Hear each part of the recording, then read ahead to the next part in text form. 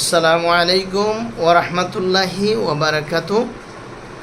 আজকে আমাদের আহলুস সুন্নাহ রুকিয়া এন্ড হিজামা অফিসে আগত মেহমান বিশিষ্ট আলেমে দিন গিলাছড়া সাকিয়া দাখিল মাদ্রাসার সম্মানিত আরবি প্রভাষক, যাকে কিশোরগঞ্জি হুজুর নামে পরিচিত, যাকে সবাই কিশোরগঞ্জি হুজুর ডাকেন, হুজুর আমাদের মধ্যে উপস্থিত আছেন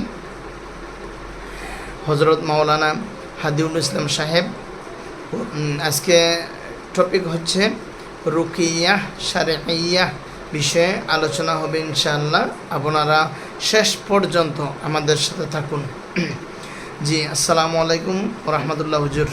ওয়ালাইকুম আসসালাম ওয়া রাহমাতুল্লাহি ওয়া বারাকাতুহু। আর একটু লাউডলি বললে ভালো হবে, যেহেতু মোবাইল। জি আলহামদুলিল্লাহ আলহামদুলিল্লাহ। আমি রুকিয়া সম্পর্কে কিছু প্রশ্ন আমার ছিল। তো এক নম্বর প্রশ্ন হচ্ছে, অনেকেই রুকিয়া সম্পর্কে মনের মধ্যে একটা ভয় আছে, কেউ যদি রুকিয়া করে তাহলে তার নিজের ক্ষতি হবে, পরিবারের ক্ষতি হবে। এই ভয়ে অনেকে রুকিয়া করতে আগ্রহী হয়। তো এই ব্যাপারে আপনার পরামর্শ জানতে চাই। অসংখ্য ধন্যবাদ। রুকিয়া করলে নিজের বা নিজের পরিবারের ক্ষতি হবে এরকম জি অসম্ভব। রুকিয়া হচ্ছে, আগে আমরা বুঝতে হবে রুকিয়া কি। রুকিয়া হচ্ছে কুরআন এবং সহিহ হাদিসের আলোকে সুন্নাহ ভিত্তিক চিকিৎসা। যে চিকিৎসা সম্পর্কে আপনি নিশ্চয় জানেন যে কুরআনে মহান আল্লাহ তাআলা বলেন, ওয়ানুনাজ্জিলু মিনাল কুরআনি মা হুয়া শিফাউন ওয়া রাহমাতুল লিল মুমিনিন। আল্লাহ তাআলা নিজেই বলেছেন কুরআন মুমিনদের শিফা স্বরূপ, রহমত স্বরূপ নাজিল করেছেন, বা কুরআনের অনেক আয়াত আছে শিফা স্বরূপ। কুরআনের অনেক আয়াত আছে জিন সংক্রান্ত, জাদু সংক্রান্ত ইত্যাদি। তাহলে আমরা জানতে পারলাম যে কুরআন মুমিনের শিফার জন্য নাজিল করেছেন। কুরআনের অনেক আয়াত আছে এই বিষয়ে। তাহলে কুরআন তিলাওয়াত করলে জিনে আবার ক্ষতি করবে, জিন জাদুর ক্ষতির সম্মুখীন হবে। এই ভিত্তিহীন শব্দ যে বা যারা বলে, এদেরকে কুরআন থেকে দূরে রাখার জন্য বলে, আর কিছু না। কারণ আপনি যত বেশি কুরআন পড়বেন তত জিন দুশ্মন, মানুষ দুশ্মন, শয়তান দুশ্মন, ইবলিস দুশ্মন, এদের থেকে আপনি রক্ষা পাবেন। কারণ স্বয়ং আল্লাহ রাব্বুল আলামিন আপনাকে প্রোটেকশন দিবেন, নিরাপত্তা দিবেন।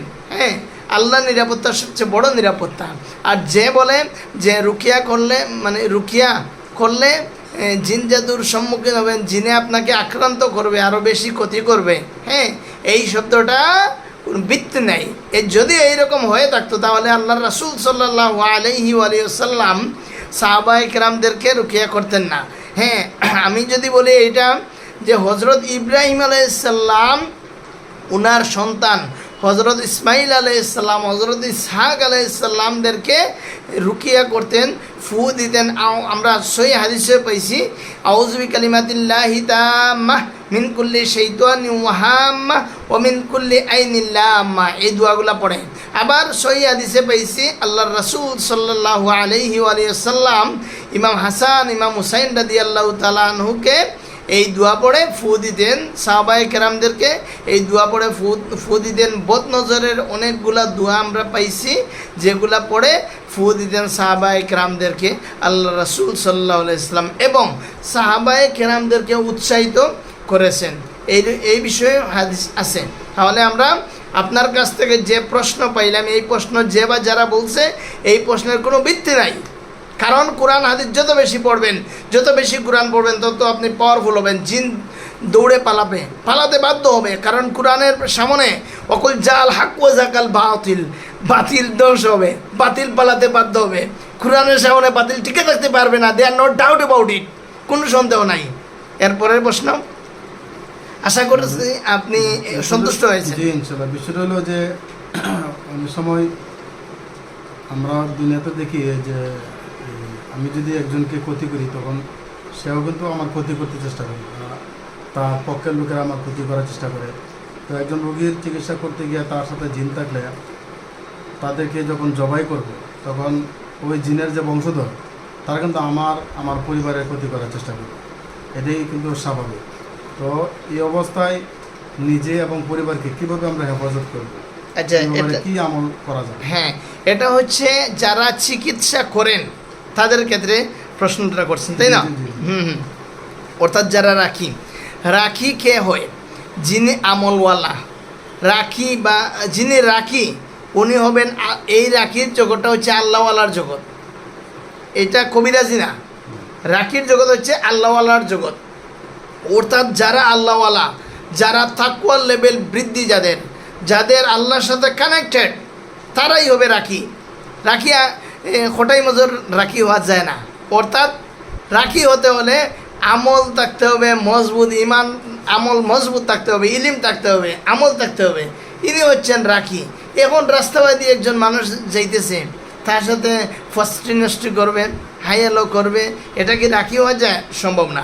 এবার আসেন আপনার প্রশ্ন অনুযায়ী জবাব হচ্ছে যে আপনি একটা জিনকে কষ্ট দিলেন, হ্যাঁ, একটা জিনকে শাস্তি দিলেন, জবাই করলেন, ইত্যাদি করলেন। হ্যাঁ, এই ক্ষেত্রে দেখেন জবাইয়ের ক্ষেত্রে অনেক মতভেদ আছে। যেমন আপনি রুকিয়া করবেন, আল্লাহর সাহায্য চাইবেন, অভিশাপের রুকিয়া করবেন। হ্যাঁ, অভিশাপের যেমন লানাতুল্লাহি আলাল কাযিবিন, আযাবের আয়াত ইন্নাল্লাযিনা ফাতানুল মুমিনিনা ওয়াল মুমিনাতি সুম্মা লাম ইয়াতুবু ফালাহুম আযাবু জাহান্নাম ওয়া লাহুম আযাবুল হারিক। আল্লাহ নিজেই বলেছেন যে বা যারা ইমানদার পুরুষ, ইমানদার নারীকে কষ্ট দিবে, আমি আল্লাহ তাদের জন্য কঠিন শাস্তি নির্ধারিত করে রেখেছি। কে বলছেন? স্বয়ং আল্লাহ বলছেন। এই ধরনের আয়াত যখন আপনি তিলাওয়াত করবেন, জিনের অবশ্যই এই সময় জিনের কঠিন আযাব হবে, শাস্তি হবে। সেই ক্ষেত্রে যখন আপনার ওই জিনের সঙ্গী সাথী আত্মীয়স্বজন বন্ধুবান্ধব আপনার প্রতিশোধ নেওয়ার চেষ্টা করবে, আপনি বলতেছেন যেটা আপনার যদি আমল মজবুত থাকে, নিজের পরিবারের নিরাপত্তার আমল যদি মজবুত থাকে, পৃথিবীর কোনো জিনের ক্ষমতা নেই আপনার কোনো ক্ষতি করা। কারণ আপনি কুরআন এবং হাদিসের আলোকে সুন্নাহভিত্তিক চিকিৎসা করবেন, সুন্নাহভিত্তিক আমল করবেন, এমনভাবে আমল করবেন যে আল্লাহর নিরাপত্তায় আপনি সবসময় থাকতে পারেন। কারণ আপনাকে যেমন যদি আপনি আয়াতুল কুরসির আমল করেন, তাহলে ফিরিস্তা নিযুক্ত করে দেন আল্লাহ তাআলা, আপনার সকাল সন্ধ্যা সব সময় ফিরিস্তার চতুর্দিকে আপনার থাকেন। এখন আপনি বলেন ফিরিস্তার সাথে জিনে কি মায়ের করবে, ঝগড়া করবে? না। আল্লাহর কুদরতি নিরাপত্তা থাকার জন্য আপনি কুরআন এবং হাদিসের সহি আমলগুলা করবেন, ইনশাআল্লাহ আল্লাহর পক্ষ থেকে আপনি নিরাপত্তা পাবেন। পরের প্রশ্ন। আমার 3 নম্বর প্রশ্নটা হচ্ছে, যেমন আমরা ডাক্তারি লেভেলে এক একটা রোগের এক একটা চিকিৎসা আছে। তাপ হইলে প্যারাসিটামল, সর্দি হইলে এলাক্ট্রল, এরপরে কাশি হইলে জিত্রোমাইসিন, মাথা ব্যথা হইলে রেঞ্জিক সেঞ্জি, পেট ব্যথা হলে এলজি, এই জাতীয় ওষুধ খাইলে পরে লগে লগে রোগ দূরে যায়। হ্যাঁ, এরকম রোকায়া জগতে এরকম কোনো কিছু আসেনি যে লগে লগে মনে করেন যে কোনো রোগ রোকায়া করলে লগে লগে সমাধান হয়ে যাবে? অসংখ্য ধন্যবাদ এত সুন্দর করে সাজিয়ে গুছিয়ে প্রশ্ন করার জন্য, আপনাকে ধন্যবাদ জানাই। হ্যাঁ, আপনি প্রশ্ন করছেন যে রুকিয়ার সাথে সাথে কি। হ্যাঁ, এবার আসেন রুকিয়ার মধ্যে কিছু গুরুত্বপূর্ণ বিষয় আছে। যেমন পেটের মধ্যে যাদের জাদু আছে, যেমন খাওয়ানোর জাদু আছে, হ্যাঁ, স্বপ্নের মাধ্যমে অনেকে খাওয়ায়, এইরকম খাওয়ানোর জাদু, যাদের পেটের মধ্যে জাদু আছে, এদেরকে এই পেটের জাদু বের করার জন্য সিস্টেম হচ্ছে আমরা যেটা করি, ডায়াগনোসিস করে আমরা বের করি, তারপর ডায়াগনোসিস করি। হ্যাঁ, কীভাবে করি? বমির মাধ্যমে পেটের জাদুগুলা বের করে দিই আমরা। এখানে রুকিয়া করতে করতে বমির মাধ্যমে তার পেটের জাদুগুলা বের হয়ে যায়। আমার সামনেই আমি রুগীদেরকে, যে রুগীর পেটে বেশি জাদু, তাকে রুকিয়া করতে করতে কত রুগী, অনেক রুগীদের এখানে জায়গায় বসাইয়া বমির মাধ্যমে জাদু বের হয়ে জায়গায় এখান থেকে রুগী সুস্থ হয়ে গেছে। বলেন সুবহানাল্লাহ। হ্যাঁ, অনেক রুগী আছে যেমন দাস্তর মাধ্যমে কয়েকবার পাতলা পায়খানা দাস্ত হবে, রাস্তার মাধ্যমে পেটের ভিতরে শরীরে যত জাদু আছে সব জাদু বের হয়ে যায়। এটা হচ্ছে একমাত্র আল্লাহর ক্ষমতা, আল্লাহর কোরআনের পাওয়ারে রুগীর সাথে সাথে সুস্থ হয় ইনশাআল্লাহ। এবার আসেন, এই রুকিয়া করলে রুগীর সাথে সাথে ভালো হওয়ার হচ্ছে, মনে করেন ডাক্তারে গেছে কোনো জিনগ্রস্ত রুগী, জাদুগ্রস্ত রুগী, পৃথিবীর সমস্ত ডাক্তার পরীক্ষা নিরীক্ষা করে, পৃথিবীর সমস্ত কম্পিউটার করে, পৃথিবীর সমস্ত টেস্ট করে রোগ ধরতে পারবে না। কারণ কি, জিন এবং জাদুগ্রস্ত রুগীর টেস্টে পরীক্ষা ধরা পড়ে না। সেই ক্ষেত্রে আমাদের কাছে এই রুগী আসলে আমরা পরীক্ষা ডায়াগনোসিস করে দেখতে পারি এই রুগীর ডাক্তারি সমস্যা না মুল্লাকি সমস্যা। বুঝতে পারছেন? অথচ কোনো পৃথিবীর কোনো ডাক্তার এই টেস্ট করে ধরতে পারবে না। এবার আসেন, অনেক রুগীর জিনগ্রস্ত জাদুগ্রস্ত রুগীর চিকিৎসা সারা জীবন ডাক্তার করলেও সুস্থ হবে না যতক্ষণ এই জিন তাড়ানো না হয়েছে। এই রুগীর যদি জিন থাকে, এই জিন যখন আপনি যখন জিনের চিকিৎসা করবেন রুগীর সাথে সাথে ভালো, সাথে সাথে রুগী ভালো, জিন তাড়িয়ে দিলেই তো ভালো, শেষ। আর এই জিনকে যদি এমনিতেই বিদায় দেন আবার জিন অ্যাটাক করবে, এই রুগীর উপর আবার জিন আসর করবে। এই জন্য স্থায়ী সমাধান যারা শুনতেছেন স্থায়ী সমাধান করবেন ইনশাআল্লাহ। আল্লাহর হুকুমে কোরআনের উসিলায় স্থায়ী সমাধান হবে। আশা করি স্থায়ী সমাধান কিভাবে, কোরআন হাদিসের আলোকে সুন্নাভিত্তিক রুকিয়া চিকিৎসা এবং সুন্নাভিত্তিক আমল, মাসনুন আমল, এগুলো আমল করতে হবে। নিয়মিত নামাজ, নিয়মিত তিলাওয়াত, নিয়মিত মাসনুন আমলগুলো করতে হবে ইনশাআল্লাহ। আল্লাহর হুকুমে স্থায়ী প্রোটেকশন, নিরাপত্তা তাকে দেওয়া হবে এবং সমাধান হবে। এখানে যখন আপনি জিন তাড়াইয়ে বা জিন বন্দি করে বা জিনের চিকিৎসা কমপ্লিট করে দিলেন, পরবর্তীতে বাড়িতে গিয়ে কোনো জিন তাকে অ্যাটাক করতে পারবে না। কারণ কি, আপনি তাকে যে আমলগুলো দিবেন ওই আমলগুলো সে নিয়মিত করলে আর কোনো জিন তাকে অ্যাটাক করতে পারবে না। ওই যে আপনি আগে প্রশ্ন করছিলেন যে পরবর্তীতে জিন অ্যাটাক যদি করে আমি কোনো রোগীর চিকিৎসা করলে, না, আপনি যদি ঠিকমতো আমল করেন তাহলে পৃথিবীর কোনো জিন আপনার ক্ষতি করতে পারবে না। কারণ কি, ওয়াকুল জাল হাক ওয়া জাকাল বাতিল, আপনি যখন পাওয়ারফুল আমল করবেন, জিন বাতিল, কোনো কবিরাজ, তান্ত্রিক, শয়তান, ইবলিস কেউ আপনার ক্ষতি করতে পারবে না, কোনো দুশ্মন আপনার ক্ষতি করতে পারবে না ইনশাআল্লাহ। আশা করি আপনি বুঝতে পারছেন। পরবর্তী প্রশ্ন, এরপরে কোন রোগের কী চিকিৎসা, এই ব্যাপারে ডিটেলস কোনো কিতাব আছে কিনা, যে কিতাবে লেখা আছে যে এটার এই আয়াত করে বলতে হবে, ওই রোগের জন্য এই আয়াত করে বলতে হবে, এই রোগের জন্য এই আয়াত করে বলতে হবে, এই কিতাব আছে? সুন্দর প্রশ্ন করছেন। আসলে কিতাব পড়ে যদি আলিম হওয়া যাইতো তো এই পৃথিবীতে মাদ্রাসা একটাও আর লাগতো না। হ্যাঁ, কিতাব পড়ে মানুষ আলিম হয়ে যাইতো। যদি বই পড়ে ডাক্তার হওয়া যাইতো তাহলে 40 লক্ষ টাকা খরচ করে ডাক্তারিতে ভর্তি হইতো না। মাত্র কিছু টাকা দিয়ে একটা বই কিনে সে ডাক্তার হয়ে যাইতো। ঠিক আছে না? এই জন্য বইয়ের মধ্যে সব কিছু পাওয়া যায় না, আপনি কোর্স করতে হবে। রুকিয়ার কোর্স আছে, রুকিয়ার কোর্স আপনি করেন। যেমন ধরেন আপনি ঢাকাতে কোর্স, যারা প্রফেশনাল রুকিয়া কোর্স করান, 2 বছর মেয়াদ, 40,000 টাকা রুকিয়া কোর্স। এইরকম আপনি ভালো রাখিদের কাছে সুপরামর্শ নেন, ভালো রাখিদের কাছে কোর্স করেন, দেখবেন আপনি হোক আর যিনি ক্লাস করবেন, কোর্স করবেন, নিয়মিত কোর্স করেন, দেখবেন উনি ইনশাআল্লাহ পরিপূর্ণ একজন দক্ষ রাখি হতে পারবেন। আমার লাস্ট প্রশ্ন হচ্ছে যে রুকায়া করতে গেলে অনেক সময় দেখা গেল অনেক মহিলারা আসবে, যুবতী মেয়েরা আসবে, তো শরীয়তের কোনো বিধান লঙ্ঘন করে তো চিকিৎসা করা যাবে না। কারণ শরীয়তের বিধানটা সবসময় এটা কায়েম রাখতে হবে। লা তাআতুল মাখলুক লিমাসিয়াতিল খালিক, আল্লাহরে বেজার করে কোনো চিকিৎসা করা যাবে না। রুকায়া জগৎটা তো আল্লাহকে খুশি করা যাবে।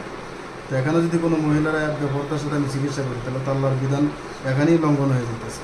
মানে এক্ষেত্রে আমরা কী করতে পারি? সুন্দর প্রশ্ন। পর্দা করা ফরজ, পর্দা করা ফরজ।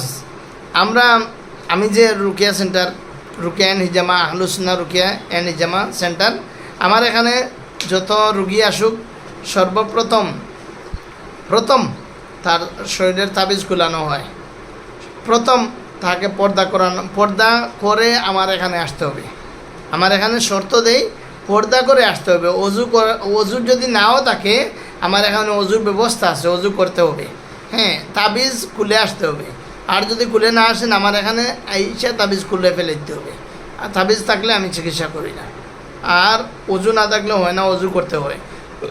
বেপর্দা অবস্থায় চিকিৎসা করি না। বেনমাজিরও চিকিৎসা, নামাজ পড়তে হবে। নামাজ না পড়লে নামাজ না পড়লে শয়তান খুশি, আল্লাহ বেজার। আপনি প্রথমে আল্লাহকে খুশি করতে হবে।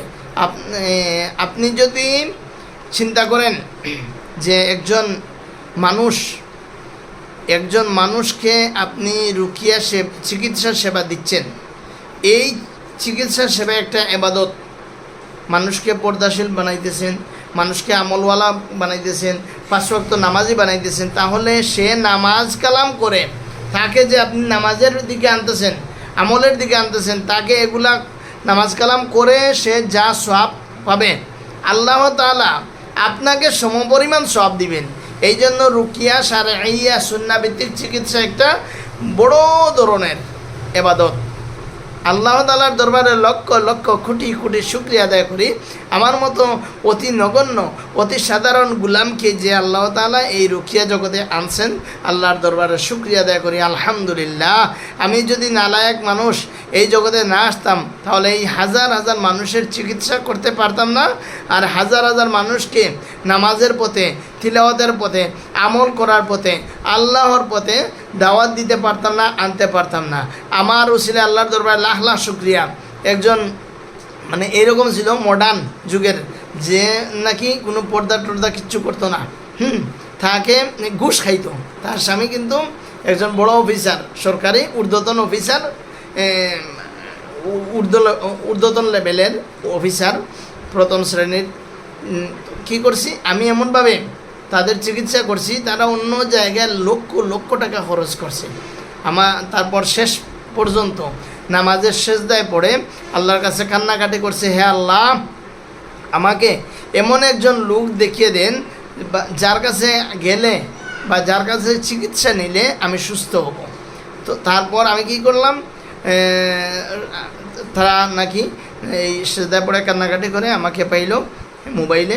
তারপর আমার সাথে যোগাযোগ করলো, আমি কিছু আমল দিলাম। শেষ পর্যন্ত তারা আমার আমলে উপকৃত হয়েছে, আমার কাছ থেকে চিকিৎসা নিছে। চালানের সমস্যা ছিল, হ্যাঁ, আমার কাছে সরাসরি আসে নাই, মোবাইলের চিকিৎসা দিছি। আলহামদুলিল্লাহ তারা এখন সম্পূর্ণ ভালো, সুস্থ এবং হারানোর চাকরিটাও ফিরে পাইছে এবং ঘুষ খাওয়াও চিরদিনের জন্য বন্ধ করে দিছে। ঘুষ এই সাধারণ 100-200 ঘুষ না, লক্ষ লক্ষ টাকা ঘুষ, বড় অ্যামাউন্টের ঘুষ আসতো, কিন্তু তারা চিরদিনের জন্য ঘুষ খাওয়া বন্ধ করে দিছে। আলহামদুলিল্লাহ। এই ধরনের মারাত্মক অন্যায় দেখে মানুষকে ফিরে আল্লাহর পথে আনার একটা সুব্যবস্থা পাইছি। আল্লাহর দরবারে লক্ষ কোটি শুকরিয়া। এই রুকিয়ার মাধ্যমে লক্ষ হাজারো মানুষের চিকিৎসা করতে পারতেছি, মানুষকে আল্লাহর পথে, দিনের পথে, কোরআনের পথে আনতে পারতেছি। আল্লাহর দরবারে লক্ষ কোটি শুকরিয়া আদায় করি। আলহামদুলিল্লাহ। হুজুর, আপনার কি আর কোনো প্রশ্ন আছে? জি না, জাযাকাল্লাহ। আপনার এই রুকিয়া কেমন, রুকিয়া শারঈয়া কুরআন হাদিসের আলোকে সুন্নাহভিত্তিক চিকিৎসা সম্পর্কে আপনার ধারণা আগে কীরকম ছিল আর এখন কীরকম? আলহামদুলিল্লাহ, অনেক ভালো, স্বচ্ছ একটা ধারণা পাইছি। মাশাআল্লাহ। জাযাকাল্লাহ। অনেক সময় হয়ে গেছে, আমরা হয়তো 10 মিনিট কথা বলার কথা ছিল, প্রায় 19 মিনিট হয়ে গেছে। ভালো থাকবেন হুজুর, আপনাকে আমার পক্ষ থেকে ধন্যবাদ এবং সমস্ত দেশে বিদেশের যত রোগী আছেন সবাইকে ধন্যবাদ, মুবারকবাদ জানাই। আসসালামু আলাইকুম ওয়া রাহমাতুল্লাহি ওয়া বারাকাতুহু।